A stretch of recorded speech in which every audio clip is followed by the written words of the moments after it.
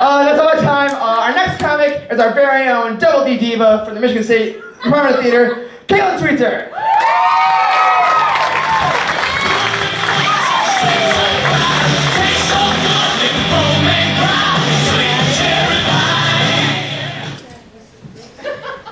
So my name is Caitlin, and I am an alcoholic.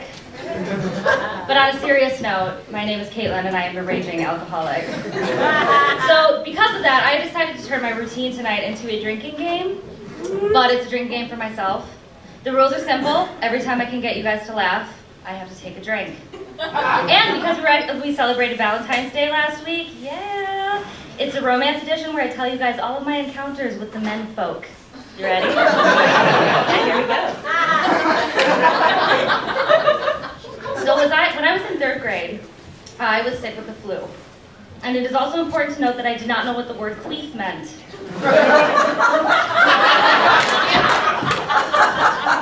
I thought it was a synonym for puking. And so later that week when I was feeling better, I was having a sleepover with one of my friends. And her mom and her very attractive older brother came to pick me up. And while we're sitting in the car driving back to her house, her mom tried to start a conversation with me, saying, "Caitlin, how was your weekend?" Oh my gosh, Miss Turner. I was so sick. I queefed all day night. For like 3 days straight. I queefed in the car. I queefed on my mom and she had to clean it up. I projectile queefed. I queefed in the pool and they had to kick everybody out.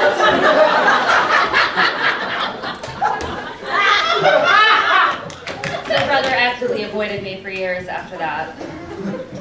So flash forward to 4th grade and I had stupidly long hair, like down to here. But I knew how to style it in the most attractive way possible.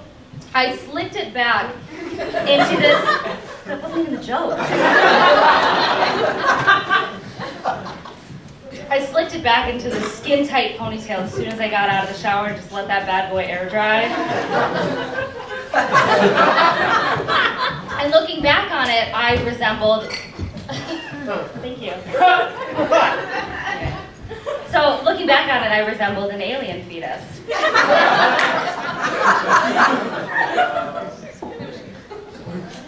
Because I was an X-Files fan.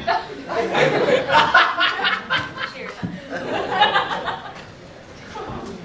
So at the same time, I had a science teacher. We'll call him Mr. Wright because he resembled God's gift to the earth, if he wasn't already. And he was this really attractive 20-something-year-old man. So I went to class making my ponytail extra slick that day. And I'm sitting back in my chair trying to look really cash. But I'm sitting directly in front of the lockers.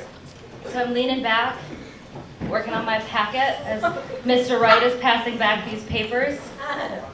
And as I'm sitting back there, he's trying to slide between my chair and these lockers. And as I'm sitting there writing, all of a sudden my head gets jerked to the side, and I'm like, what the? And I try to turn around and I can't see. I'm like, what the heck is going on? My hair had gotten caught in the fly of my teacher's pants.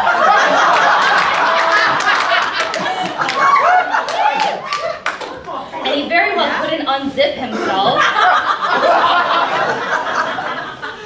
And because kids are mean, they wouldn't go get us a pair of scissors.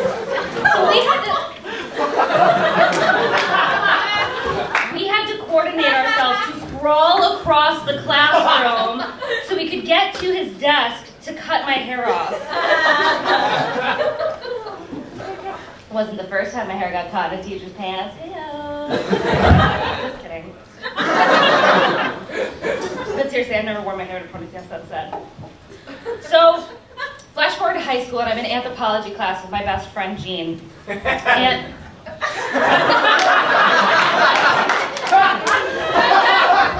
we're sitting in front of the 2 most popular guys in school. But what we didn't know is that they were popular for filling their water bottles with vodka before school started. So they were hammered drunk before 3rd or 4th period. also bad was that Jean and I did not have an expansive dirty vocabulary, and we also had this terrible curse of our IQs dropping by like a good 50 to 100 points whenever we're around each other. So we're sitting in front of these guys, and we'll call them Colin and Joe because those were their names.